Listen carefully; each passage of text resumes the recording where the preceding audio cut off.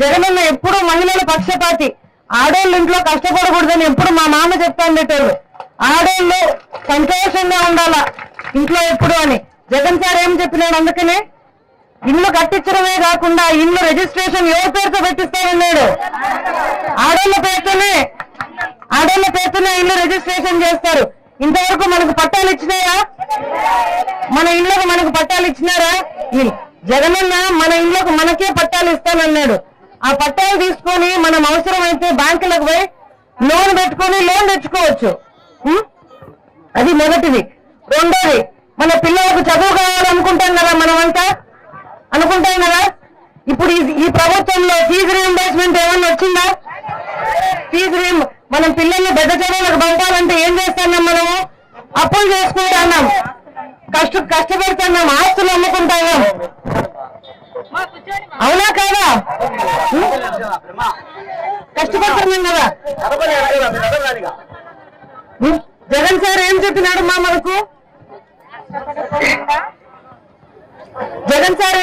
మనకు?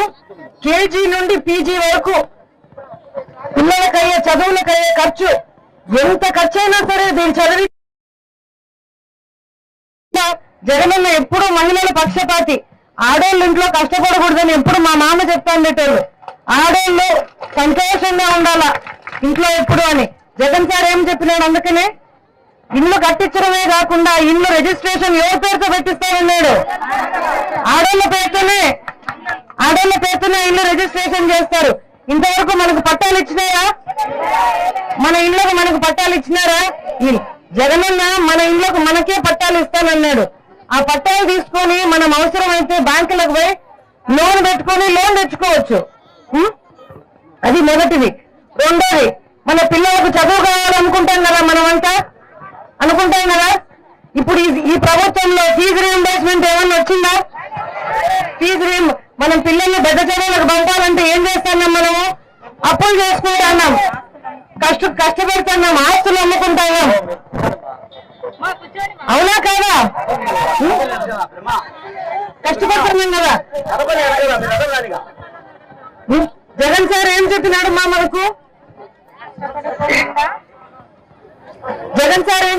మనకు? కేజీ నుండి పీజీ వరకు పిల్లలకయ్యే చదువులకయ్యే ఖర్చు ఎంత ఖర్చు అయినా సరే దీన్ని చదివి జగనన్న ఎప్పుడు మహిళల పక్షపాతి. ఆడోళ్ళు ఇంట్లో కష్టపడకూడదని ఎప్పుడు మా మామ చెప్తా ఉండేటోళ్ళు. ఆడోళ్ళు సంతోషంగా ఉండాలా ఇంట్లో ఎప్పుడు అని జగన్ సార్ ఏం చెప్పినాడు. అందుకనే ఇల్లు కట్టించడమే కాకుండా ఇల్లు రిజిస్ట్రేషన్ ఎవరి పేరుతో పెట్టిస్తానన్నాడు. ఆడోళ్ళ పేరుతోనే ఇల్లు రిజిస్ట్రేషన్ చేస్తారు. ఇంతవరకు మనకు పట్టాలు ఇచ్చినాయా? మన ఇళ్ళకు మనకు పట్టాలు ఇచ్చినారా? జగనన్న మన ఇళ్ళకు మనకే పట్టాలు ఇస్తానన్నాడు. ఆ పట్టాలు తీసుకొని మనం అవసరమైతే బ్యాంకులకు పోయి లోన్ పెట్టుకొని లోన్ తెచ్చుకోవచ్చు. అది మొదటిది. రెండోది, మన పిల్లలకు చదువు కావాలనుకుంటాం కదా, మనమంతా అనుకుంటాం కదా. ఇప్పుడు ఈ ప్రభుత్వంలో ఫీజు రీయింబర్స్మెంట్ ఏమన్నా వచ్చిందా? మనం పిల్లల్ని పెద్ద చదువులకు పంపాలంటే ఏం చేస్తున్నాం? మనము అప్పులు చేసుకుంటున్నాం, కష్టపడుతున్నాం, ఆస్తులు అమ్ముకుంటున్నాం.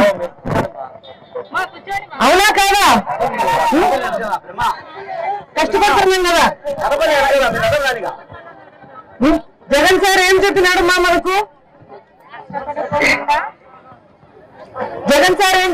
మనకు? కేజీ నుండి పీజీ వరకు పిల్లలకయ్యే చదువులకయ్యే ఖర్చు ఎంత ఖర్చు అయినా సరే దీన్ని చదివి జగనన్న ఎప్పుడు మహిళల పక్షపాతి. ఆడోళ్ళు ఇంట్లో కష్టపడకూడదని ఎప్పుడు మా మామ చెప్తా ఉండేటోళ్ళు. ఆడోళ్ళు సంతోషంగా ఉండాలా ఇంట్లో ఎప్పుడు అని జగన్ సార్ ఏం చెప్పినాడు. అందుకనే ఇల్లు కట్టించడమే కాకుండా ఇల్లు రిజిస్ట్రేషన్ ఎవరి పేరుతో పెట్టిస్తానన్నాడు. ఆడోళ్ళ పేరుతోనే ఇల్లు రిజిస్ట్రేషన్ చేస్తారు. ఇంతవరకు మనకు పట్టాలు ఇచ్చినాయా? మన ఇళ్ళకు మనకు పట్టాలు ఇచ్చినారా? జగనన్న మన ఇళ్ళకు మనకే పట్టాలు ఇస్తానన్నాడు. ఆ పట్టాలు తీసుకొని మనం అవసరమైతే బ్యాంకులకు పోయి లోన్ పెట్టుకొని లోన్ తెచ్చుకోవచ్చు.